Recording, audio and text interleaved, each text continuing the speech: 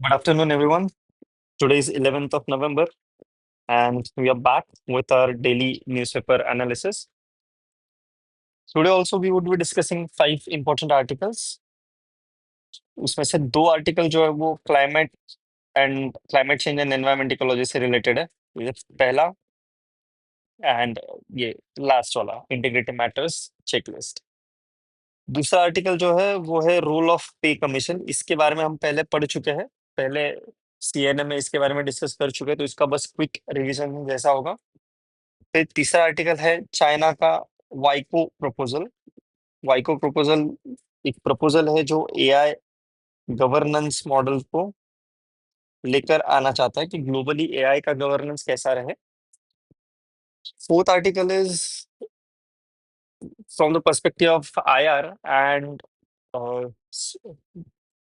strategic utility of geopolitics.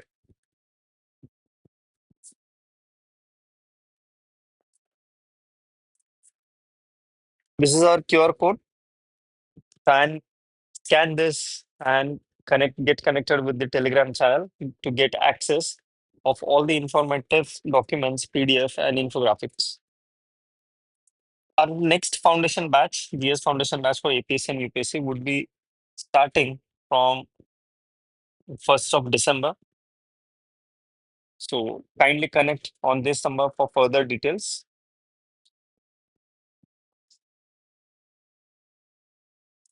So let's get started. Before we start, let me tell you very clearly, जो पहला article है ना, ये south Asia climate leadership, ये बहुत important है और बहुत बड़ा है. तो इसके लिए मतलब जो सीएनए का ऑलमोस्ट आधा टाइम सिर्फ इसी एक आर्टिकल के ऊपर आ जाएगा, क्योंकि ये बहुत क्रिटिकल है ना. So article is about what. It is regarding south Asia जो है वो COP30 में अब जो बेलेम में होने वाला है, which is city in Brazil, उसमें साउथ एशिया का कलेक्टिवली क्या आउटलुक है, क्या उसका डिमांड है, उसके बारे में है ये आर्टिकल.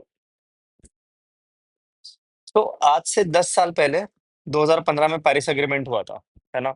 वो एक माइलस्टोन की तरह देखा गया था कि उस पेरिस एग्रीमेंट के बाद क्लाइमेट चेंज इनिशिएटिव या क्लाइमेट चेंज के रीजन में बहुत ज्यादा एडवांस स्टेप्स लिए जाएंगे, बहुत ज्यादा प्रोएक्टिवली काम किया जाएगा. लेकिन पिछले 10 सालों ने ये दिखाया कि जितना सोचा था उतना उससे आधा भी हम ना कर पाए.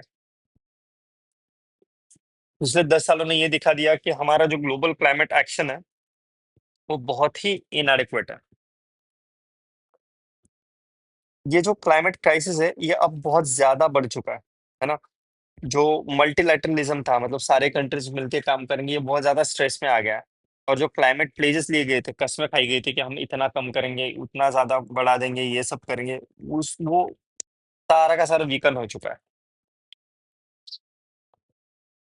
Is this in this particular context जो साउथ एशिया है, इंडिया एंड इट्स सराउंडिंग, जो एक्चुअल में one of the most climate vulnerable regions in the world, they are emerging as a critical actor in driving pragmatic, collaborative, and people-centered climate actions.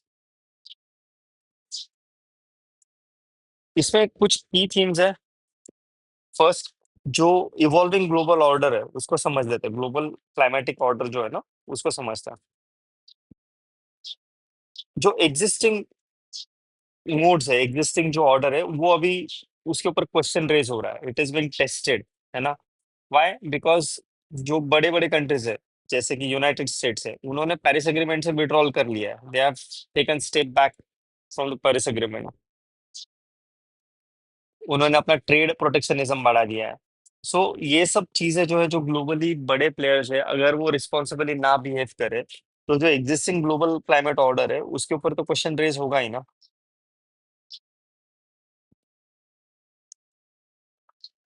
South Asia का क्या role है basically?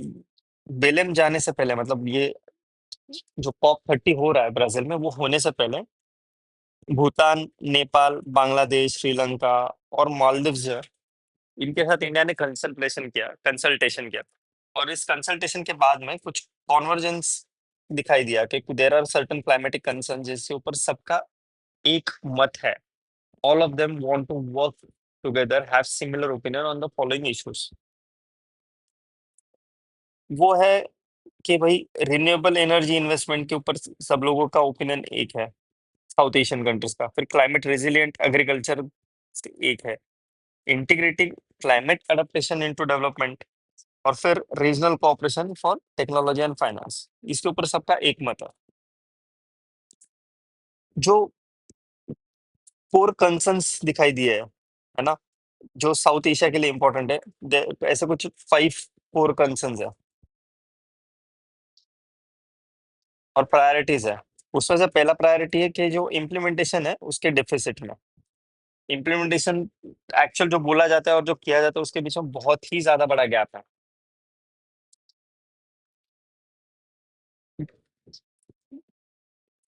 Only 65 countries out of 200 countries have submitted enhanced nationally determined contributions, है ना. और जो climate initiative लिए गए 2015 से, उसमें से सिर्फ 5%, only 5% of those climate initiatives since 2015 have achieved their goals. मतलब लगभग 95% of them have failed in achieving their goals. robust governance, clear reporting timelines, inclusive participation of the population, फिर वो सब नेशनल गवर्नमेंट हो, विमेन हो, local community हो, etcetera etcetera, है ना. रीजनल फोरम्स लाइक बिम्स्टेक हो, ब्रिक्स है या G20 है, ये ऐसे regional forums can help align south Asia's collective voice. Second is, जो सेकंड की कंसर्न है कि एडेप्टेशन और मिटिगेशन, ये दोनों के ऊपर इक्वल फोकस होना जरूरी है. अनफॉर्चुनेटली जो डेवलप्ड कंट्रीज है वो मिटिगेशन के ऊपर फोकस करती है, और जो डेवलपिंग कंट्रीज है वो एडेप्टेशन के ऊपर फोकस करती है. South Asia currently is facing rising heat extremes, मतलब 35 डिग्री सेल्सियस से ज्यादा टेम्परेचर होने वाले ऐसे दिन जिनमें 35 डिग्री सेल्सियस से ज्यादा टेम्परेचर रहा, ये by the end of this century double हो जाएंगे. कुछ रीजन स्पेसिफिक इम्पैक्ट्स भी देखे जा रहे हैं, जैसे कि नेपाल में ग्लोफ हो जाता है, ग्लेशियर लेक आउटबर्स्ट फ्लड्स आ जाते हैं, मालदीव्स में कोस्टल इरोजन हो रहा है, इंडिया में हीट वेव्स ज्यादा आ रही है, श्रीलंका में dry land and water stress buildup हो रहा है ना. तो ऐसे सिचुएशन में डबल एल ला प्रैक्टिसेस होना जरूरी है. मतलब ला का मतलब क्या है कि जो लोकली लेड एडेप्टेशन प्रैक्टिसेस है वो. Third concern is about restoring trust in climate multilateralism, है ना. अब जो डेवलप्ड कंट्रीज थे, they were suppose to meet their 2030 NDC targets, है ना. उसके आसपास भी वो लोग नहीं है, हर जगह से वो फेल हो रहा है. Fourth concern is climate finance architecture reform. अब ये जो क्लाइमेट फाइनेंस है, they should be it should be predictable ना, it should be adequate, it should be equitable, it should be non debt inducing. But ऐसा कुछ हो ही नहीं रहा है. ये बाकू टू बेलेम रोड में, बेलेम वो जगह जहाँ पे COP 203 मतलब COP 30 होने वाला है अभी, ब्राजील में. वहाँ पे $1.3 ट्रिलियन का क्लियर फाइनेंशियल पे एस्टेब्लिश किया गया है.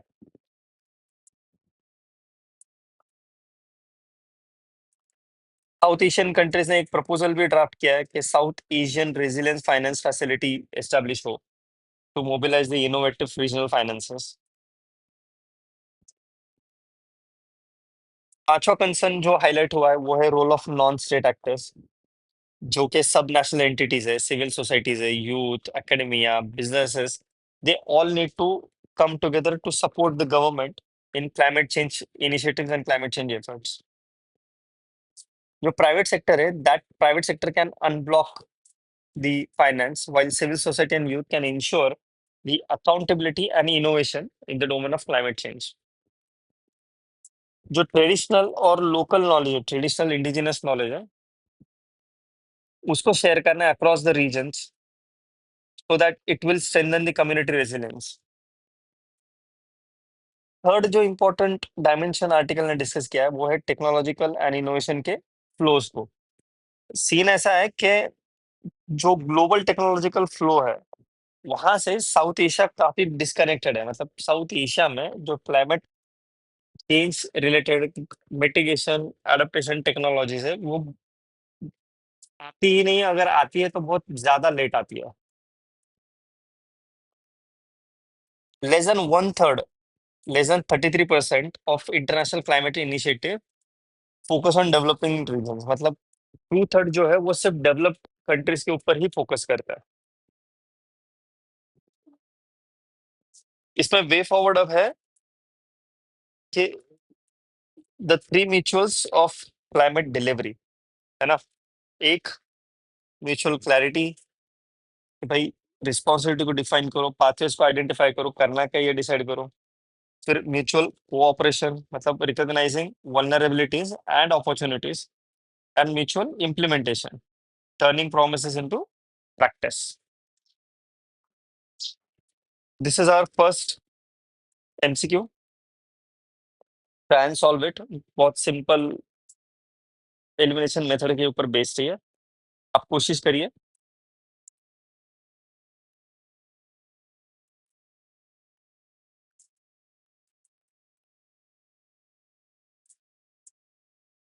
ओके, मैं आपके साथ कोशिश करता हूँ। The south Asian resilience finance facility, it aims to mobilize the innovative finance for climate adaptation project. Yes. So one is correct. So option B is gone. Only about 5% of global climate initiatives since 2015 have achieved their stated goals. Correct. So two is correct. So C is gone. Now the question is about statement three. The global goal on adaptation focuses primarily on penalizing. No, no, penalizing के बारे में बात ही नहीं किया है. So answer is A. Third statement is wrong.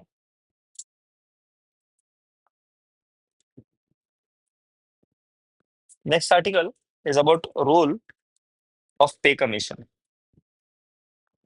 Role of pay commission, अभी recently एथ पे कमीशन को फॉर्म किया गया, उसके बारे में हम लोगों ने लगभग 2 हफ्ते पहले सीएनए के डिस्कशन में डिटेल में डिस्कशन किया था कि पे कमीशन का रोल क्या होता है, मेंबर्स कौन है, कितना इम्पैक्ट होगा, ये सब हम लोगों ने डिस्कस किया था। उसी को एक तरीके से आप रिवीजन समझ लीजिए, क्योंकि उसी के बारे में आर्टिकल आया हुआ है।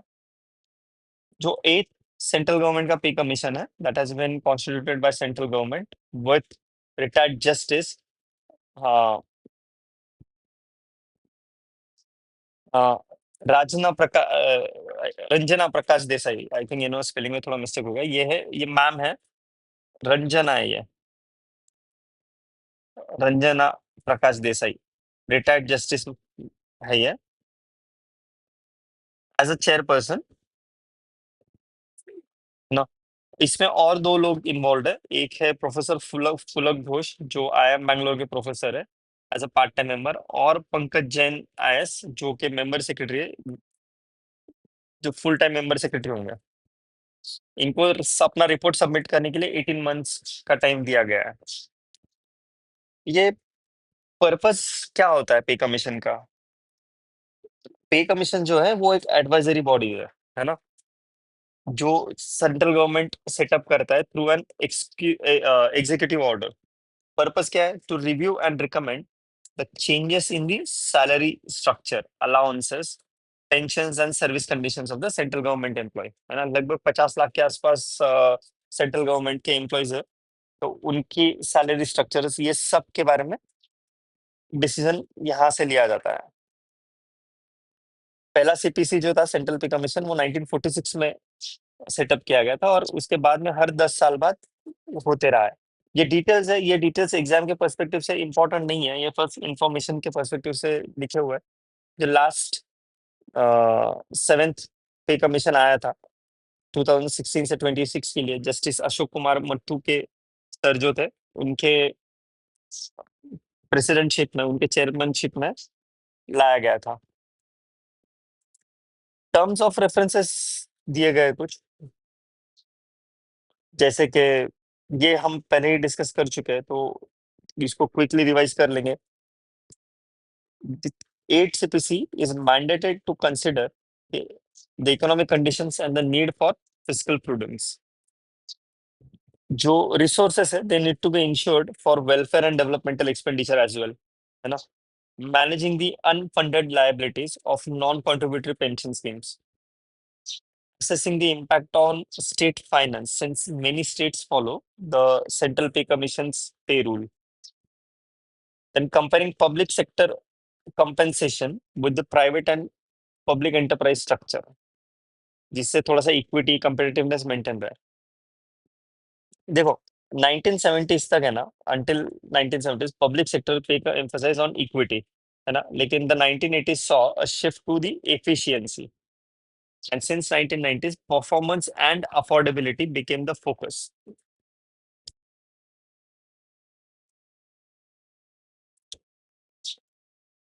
अभी इश्यूज एंड ऑब्जर्वेशन है, ये जो पहला वाला जो इशू है ना, ये बहुत क्रिटिकल है, जो आप और हम जैसे लोग रेगुलर लाइफ में फील करते हैं, एक्सपीरियंस करते हैं.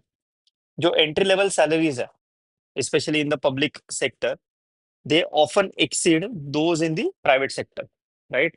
जो एंट्री लेवल पे प्राइवेट सेक्टर में सैलरी मिलता है, उससे कहीं ज्यादा एंट्री लेवल का सैलरी पब्लिक सेक्टर में मिलता है. लेकिन जैसे ही आप सीनियरिटी पे शिफ्ट होते हो, तो ये पूरा उल्टा हो जाता है. मतलब at the level of senior level, जो गवर्नमेंट का सैलरी है वो बहुत ही कम होता है कंपेयर टू जो प्राइवेट सेक्टर का सीनियर लेवल का सैलरी, उनके इस कंपैरिजन में. Comparison ratio lowest to highest salary का लगभग 1:12.5 है.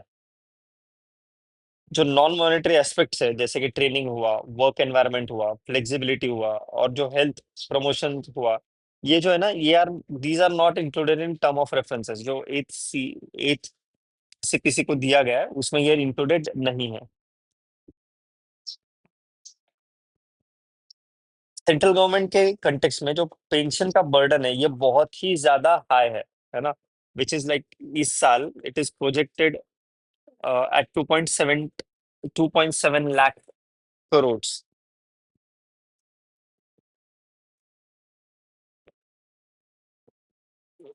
ऐसे सिचुएशन में वे फॉरवर्ड क्या हो सकता है? We can have a performance based pay system, है ना, which is aligned with the efficiency and productivity.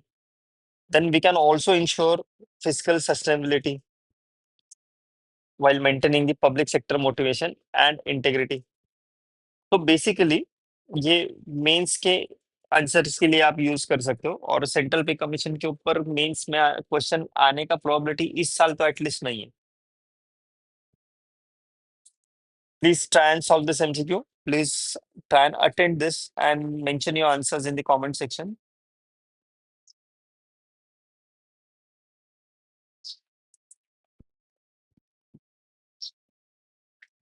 Next article is about चाइना's Vaiko proposal. Vaiko proposal एक एआई ग्लोबल गवर्नेंस के बारे में है. 30 अक्टूबर को साउथ कोरिया में बुसान शहर में अ, एक मीटिंग हुआ था, ठीक है,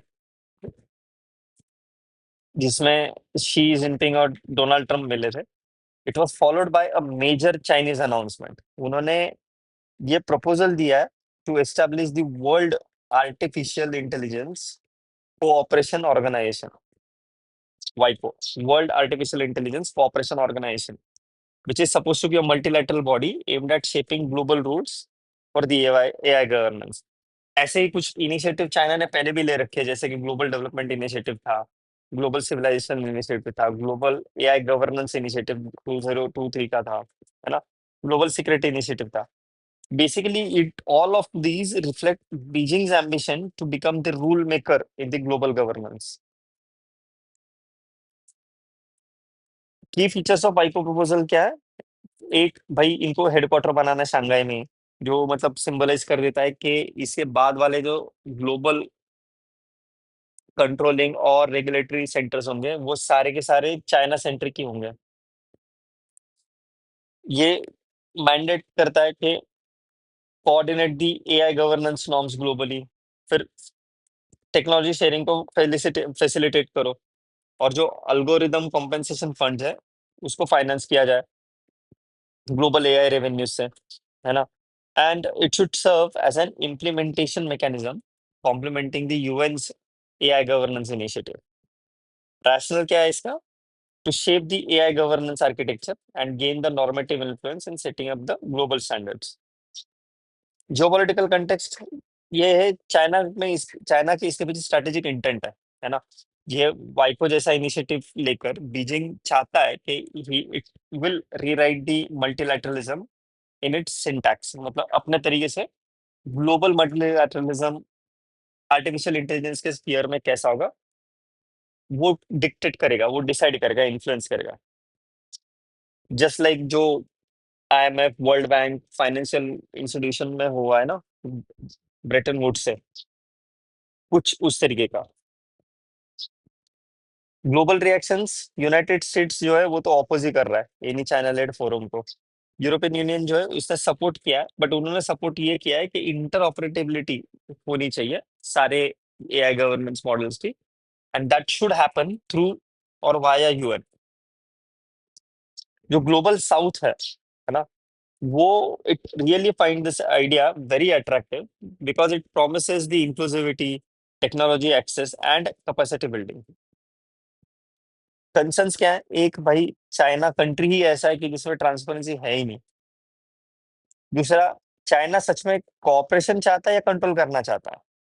और वैसे भी कौन डिसाइड करेगा कि कौन सा एल्गोरिदम सेफ है या एक्सपोर्ट कर सकते हैं, कौन सा एल्गोरिदम अनसेफ है? ये कैसे डिसाइड होगा? कौन डिसाइड करेगा?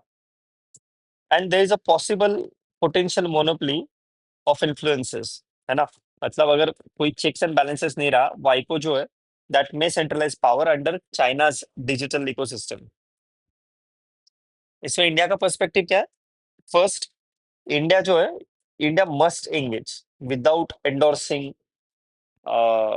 दिस वाइपो वाला इनिशिएटिव। उसको कोई एंडोर्स करने की जरूरत नहीं, लेकिन इसके साथ एंगेज करना जरूरी है ना।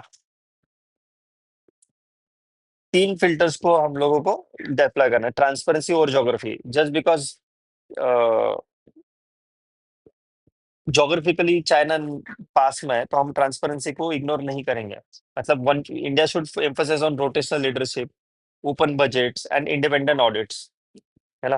फिर interoperability over the ideology, जिसमें हमारा डिजिटल पब्लिक इंफ्रास्ट्रक्चर जो है इंडिया का, that can be utilised. Access और एलिजियंस।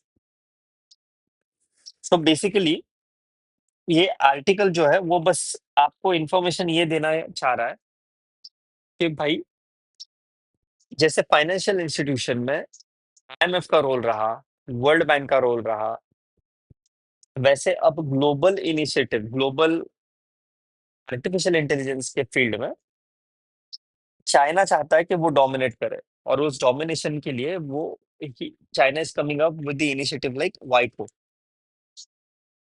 वाइपो इज लाइक यूएन, यहाँ पे आर्टिफिशियल इंटेलिजेंस का ग्लोबल गवर्नेंस आर्किटेक्चर बनाया जाएगा। Please try and solve this MCQ. Please mention your answers in the comment sections.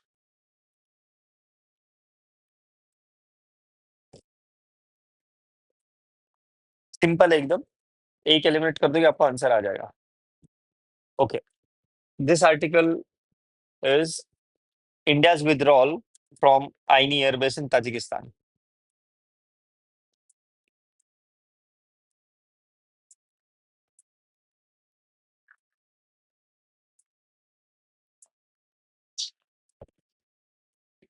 क्या था कि आईनी ताजिकिस्तान, यहाँ पे ताजिकिस्तान है, ताजिकिस्तान में यहाँ पे एक एयरबेस था, आईनी एयरबेस। ये इंडिया का इकलौता एयरबेस था जो इंडिया के बाहर था, और इंडिया इसको ऑपरेट करता था लगभग 20 सालों से। मतलब दो दो डेकेड से इंडिया का ये ऑपरेशनल एयरबेस था। अब न्यूज ये है कि India has stopped its operation, India has withdrawn from this airbase. ठीक है, विड्रॉल शुरू हुआ था 2022 में, कंप्लीट हुआ है या पब्लिक किया गया अभी 2025 में।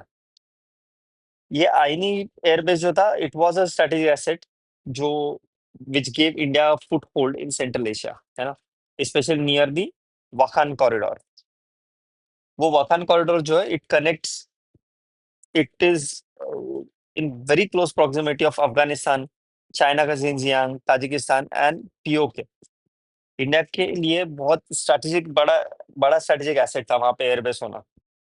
इसका लोकेशन है 20 किलोमीटर फ्रॉम अफगानिस्तान वखान कॉरिडोर, जहाँ पे ट्राई जंक्शन एरिया है near China, Xinjiang, Afghanistan and PoK. Operational use क्या था? जब तालिबान के अगेंस्ट फाइट चल रहा था, तो नॉर्दर्न अलायंस जो था उसको सपोर्ट करने के लिए इस एयरबेस का यूज हुआ था 1990 से 2000 के बीच में। और काबुल में once Taliban came back to the power, evacuation के लिए इसका यूज हुआ था लोगों का 2021 में। उसके इंफ्रास्ट्रक्चर के बारे में थोड़ा जान लेते हैं। India has invested around $80 million to upgrade that base, मतलब लगभग 3.25 किलोमीटर का रनवे बनाया, हैंगर्स बनाए, एटीसी टावर बनाया, फ्यूल डेपो बनाए, बहुत सारी चीजें की हैं। तो उसके लिए $80 million तक इंडिया अब तक इन्वेस्ट कर चुका है। लगभग 200 इंडियन आर्मी और इंडियन एयरफोर्स के पर्सनल वहां पे स्टेशन थे, और कभी कभी सुखोई 30 जो MKI जेट्स है वो भी वहां पे विजिट करते थे।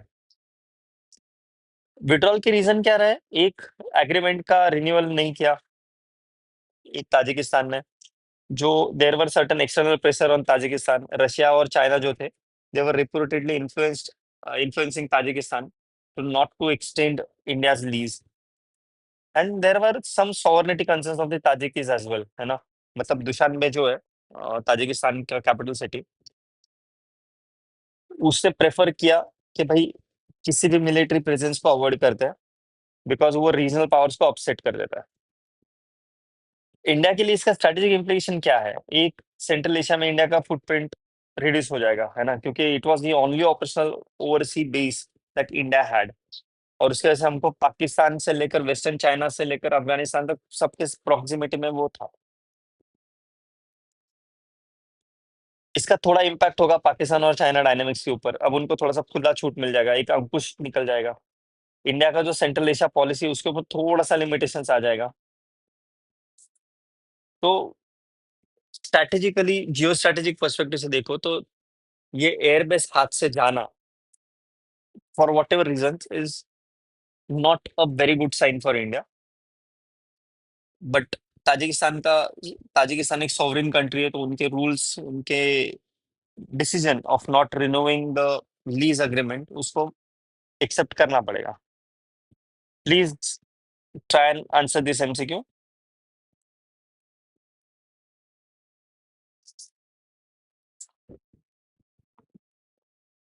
एलिमिनेशन टेक्निक से आप इसको आराम से सॉल्व कर सकते हो। थर्ड स्टेटमेंट देखिए, एक्सपांशन ऑफ इंडियाज अगले का एयर स्ट्रिप, ये एक्सपांशन की वजह से थोड़ी ना लीज या लीज फेल हुआ या एयरबेस खाली करना पड़ा है। So third statement is wrong, answer is A only, मतलब 1 and 2। Final article is integrity matters checklist. क्या ये जो ग्लोबल रिपोर्टिंग इनिशिएटिव है, उसने United Nations high level expert group जो है उसके साथ मिलकर एक चेकलिस्ट बनाई है ऑन नेट जीरो कमिटमेंट्स। इस चेकलिस्ट का नाम है इंटीग्रिटी मैटर्स। ये एक टूल है। इसका पर्पस क्या है कि भाई credible, transparent and science based corporate climate disclosures को फॉलो किया जाए। कॉर्पोरेट सेक्टर के लोग जो है, जो कंपनीज ऑर्गेनाइजेशन है, वो कितना क्लाइमेट रिस्पॉन्सिबली बिहेव करे, इसको क्लियरली मेंशन किया जाए।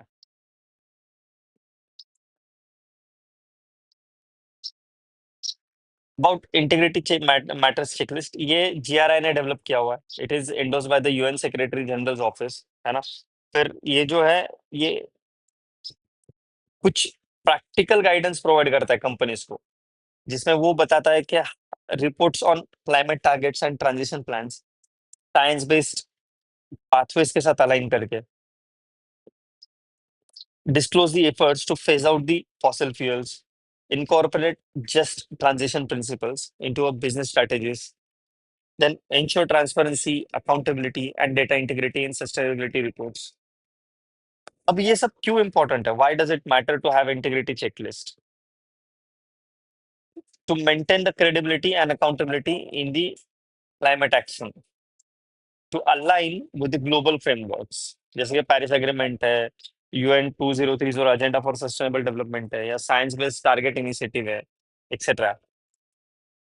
फिर इन्वेस्टर का कॉन्फिडेंस भी तो स्ट्रेंथन करना है कि एक कॉर्पोरेट ऑर्गेनाइजेशन कितना एनवायरमेंट रिस्पॉन्सिबली बिहेव करी, इसका डेटा हो, इसका मैट्रिक्स हो, है ना।